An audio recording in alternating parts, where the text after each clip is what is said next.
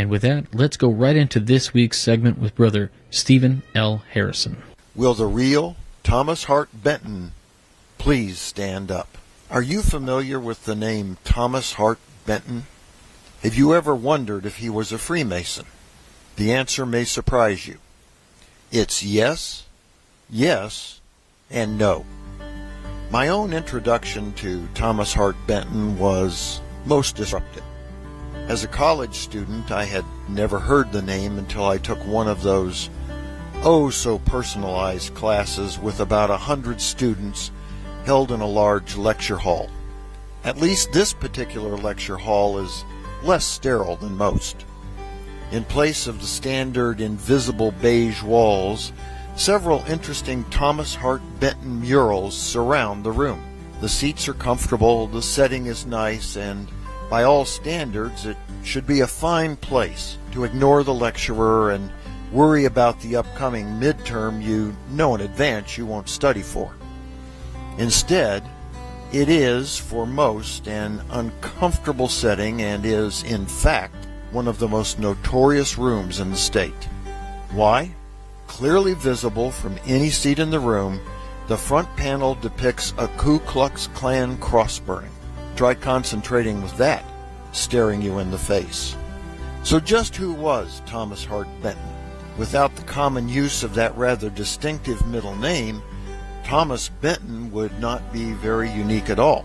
As it is, however, even with the use of the unusual middle name, there remains some confusion among the craft. There were, you see, no less than 3 Thomas Hart Bentons, all of them in their own right having had an influence on our history and culture.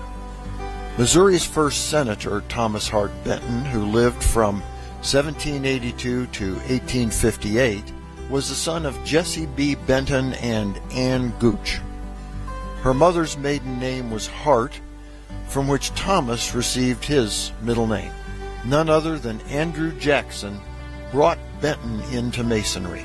Although the records are lost, most likely both belonged to St. Tammany Lodge No. 1 in Nashville, Tennessee.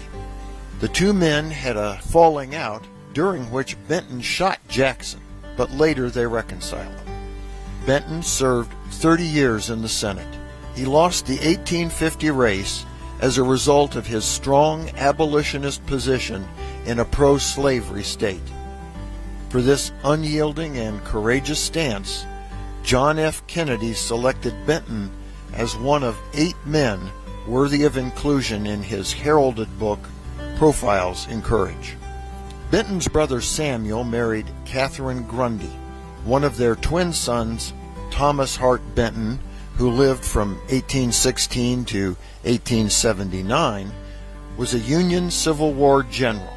Senator Benton's nephew lived his adult life in Iowa, where in 1849 he was raised a Master Mason in Iowa City Lodge No. 4. He was also a dual member of Bluff City Lodge No. 71 in Council Bluffs, Iowa.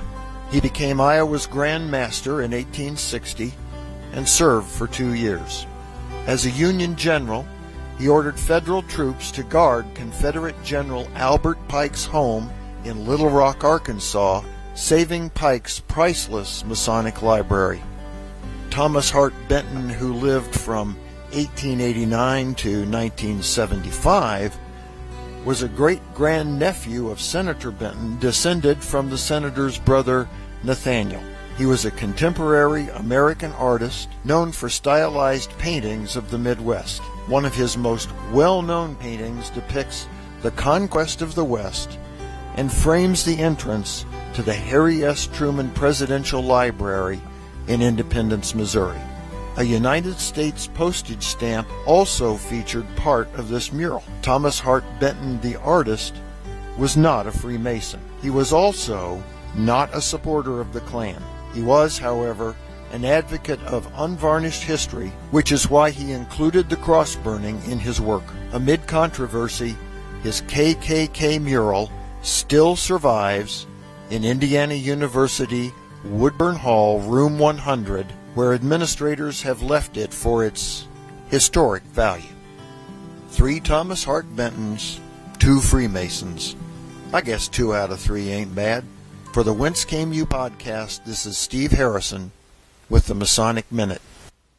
All right, and just a reminder to go on the website if you enjoyed that segment and go to the limited edition shop to get a copy of Steve's book, Tales from the Craft. Again, we matched Amazon price at $18, which will ship anywhere in the U.S., and I will ship internationally anywhere for $25.